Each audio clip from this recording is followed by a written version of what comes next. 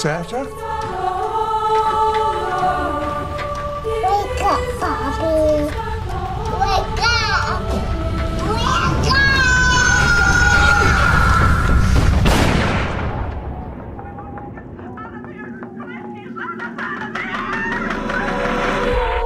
Tell it on the mountain, over the sea and everywhere.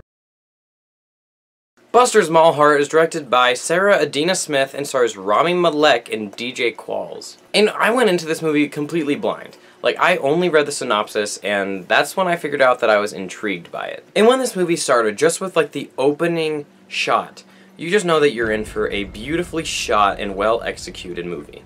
And that's exactly what Buster Small Heart is. It has its hiccups here and there, and it may be a little confusing for regular moviegoers, but for movie buffs, this is a delightful treat. And Rami Malek, just from start to finish, has such a committed performance.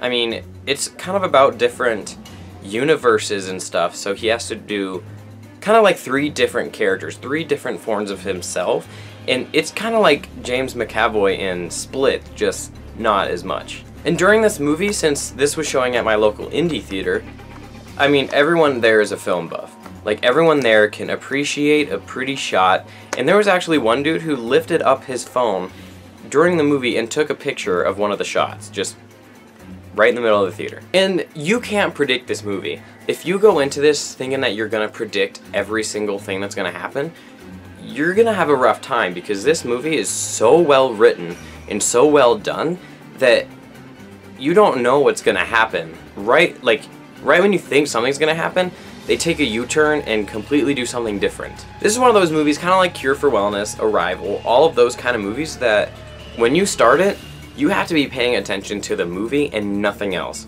You can't be on your phone, you can't be talking to someone, you can't be, you know, just kind of like in and out of the room. You have to be watching it, because this is one of those movies that you have to piece together. Because if you're just watching it and not paying attention, you are going to be so confused. But if you're kind of into being spoon-fed movies like most people are, you will not like Buster Small Heart, because it is slow, it is boring, it is a bit of a thinker, and you really do only have a few big climaxes, and you have to work with those climaxes to kind of tie together different stories. And I'm really surprised that this didn't play at Sundance or Cannes, because this is like, you know, Sundance and Cannes' like wet dream, you know. The perfect shots, great acting, great directing, great writing. I mean, I think it showed at TIFF, which is one thing, and that's definitely where it's gotten a lot of its appraisal. But this movie is kind of back and forth with people. They don't understand it, but it's all about kind of like the end of the world and like a different dimension and different forms of yourself. It is so hard to piece together, and once you think you have it down, they'll throw you a curveball and you have to completely restart. And this movie has a lot of great imagery, not like shots. Obviously it has the great cinematography, as I have said so many times in this review.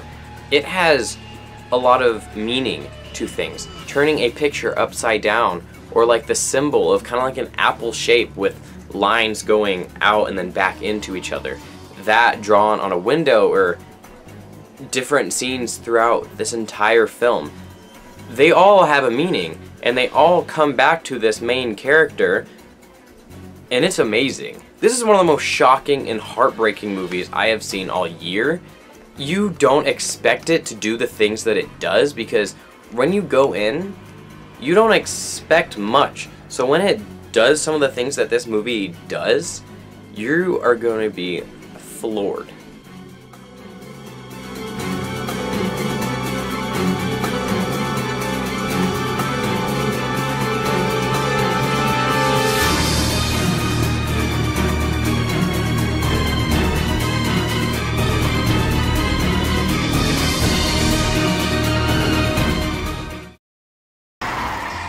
I'm sorry, ma'am. What the f